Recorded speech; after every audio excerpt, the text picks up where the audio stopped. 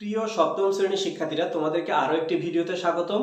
আমরা সপ্তম শ্রেণীর ধারাবাহিক ক্লাসের আজকে বীজগণিতের 4.1 এর পর্ব 2 এ আমরা এই 4টি অঙ্কের সমাধান করব।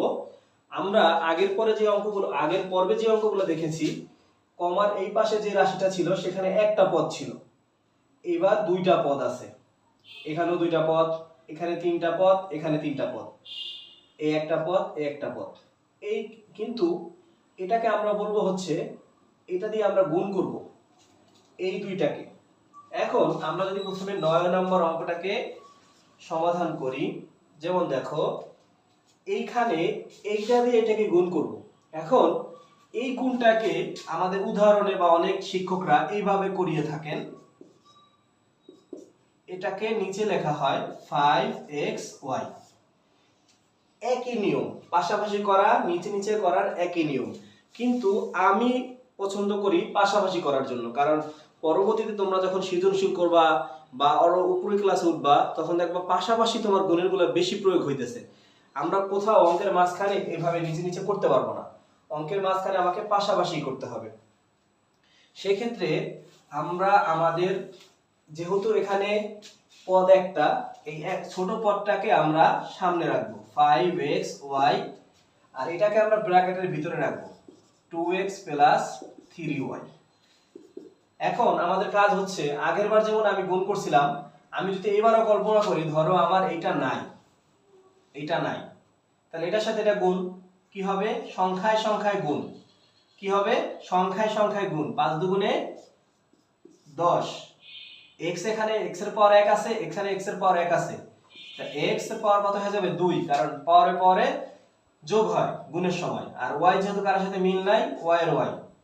দেখো এটা আগের মতোই একটা একটা, কিন্তু আমার তো এবার এখানে কত আছে? 3y ছিল। এখন আমি এটাকে আমার জাস্ট কি করতে হবে? দুইবার করতে হবে। এইটা দিয়ে আবার এটাকে আমাকে গুণ দিতে হবে। এখানে আছে 5, এখানে আছে 3, তাহলে 3 5 কত হবে? 15। আবার এখানে আছে x, এখানে কোনো x নাই, x এর x। এখানে y আছে, এখানে y আছে, y এটার পাওয়ার 1, এটার পাওয়ার মনে মনে 1, তাহলে কত হবে? 2। দেখো এটাই आंसर। এটা কি যোগ বিয়োগ করা যাবে? না, যাবে না। আমাদের বেসিক ক্লাসে আমরা বুঝিয়েছিলাম যে যদি অক্ষরে অক্ষরে এবং তাদের পাওয়ারে পাওয়ারে হুবহু না মেলে, তাহলে যোগ বিয়োগ করা যায় না। সেক্ষেত্রেও এখানেও যোগ বিয়োগ করা যাবে না। তাহলে আমাদের এটাই হচ্ছে এটার आंसर। এখন আমরা যদি নিচে নিচে করতাম, সেম आंसर আসতো।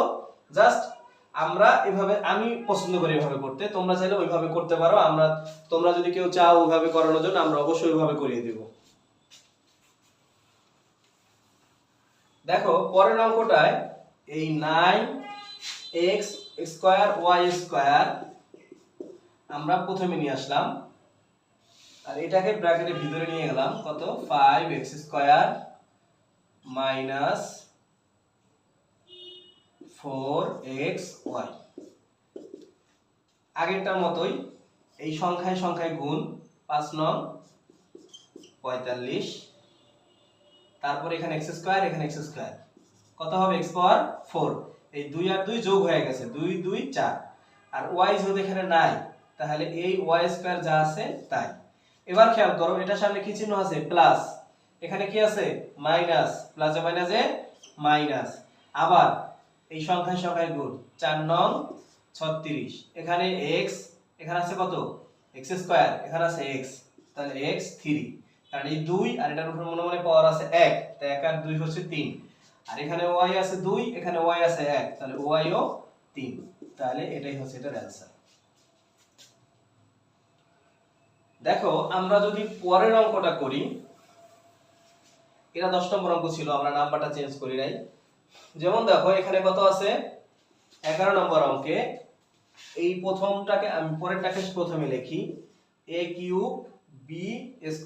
শেষে রাখলেও কিন্তু হবে, শেষে রাখলেও যেই কাজ, প্রথমে রাখলে একই কাজ। আমরা একটা দেখে এখানে এটাকে প্রথমে নিয়ে আসছি।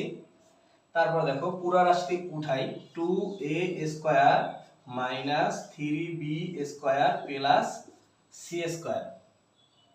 এখন আবার এটা দিয়ে এটাকে যদি গুণ করি, এটার সামনে মনে মনে কোনো সংখ্যা নাই, মনে মনে 1 আছে, তাহলে এই 1 আর এই 2, 2 আর 1 গুণ দিলে হবে 2 1 2, a 3 আর এই 2 5, আর b² এর b²।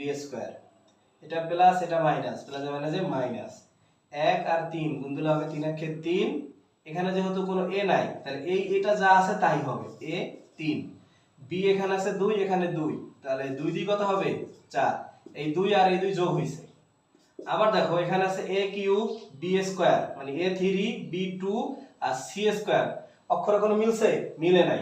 না মিললে যা আছে তাই। তাহলে a কিউব b স্কয়ার আর এই c স্কয়ার, এটাই হচ্ছে এটার অ্যানসার। তারপর দেখো আমরা যদি 12 নম্বর অঙ্কটাকে দেখি, 12 নম্বর অঙ্কটায় আছে x পাওয়ার 4 y, এখানে আছে x কিউব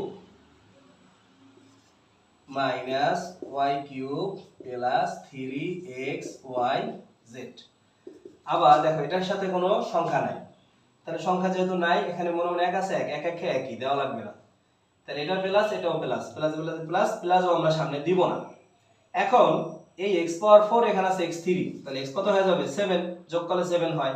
এখানে y আছে নাই, তাহলে y এর y, এটার কাজ শেষ। আবার এটার সাথে এখানে আছে x পাওয়ার 4, যেহেতু এখানে x নাই তাহলে এটা প্লাস এটা মাইনাস, প্লাসে মাইনাসে মাইনাস। x4 এর x4, y এখানে 1 মনে মনে 1 আছে পাওয়ার, এখানে আছে 3, তো y4, এটা প্লাস এটা প্লাস, প্লাসে প্লাসে প্লাস 3 এর 3, কারণ এখানে 1 আছে, 3 এর ক্ষেত্রে 3, x4 এখানে আছে x, x5 এখানে y আছে পাওয়ার মনে মনে 1, তো y এই 1 আর এই 1 যোগ করলে হয় 2।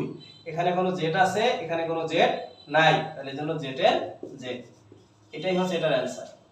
তাহলে আগে আমরা যে কাজটা করছি একবার এটাই করতে হয়েছে, আবার দুইবার এইটাকে দিয়ে আমাকে এইটাকে গুণ দিতে হয়েছে, এটাকে গুণ দিতে হয়েছে, আবার এটাকে দিয়ে এইটাকে গুণ দিতে হয়েছে, এটাকে গুণ দিতে হয়েছে, এটা দিয়ে এইটাকে গুণ দিছি, পরের বার আবার এটাকে গুণ দিছি, পরের বার আবার এটাকে গুণ দিছি।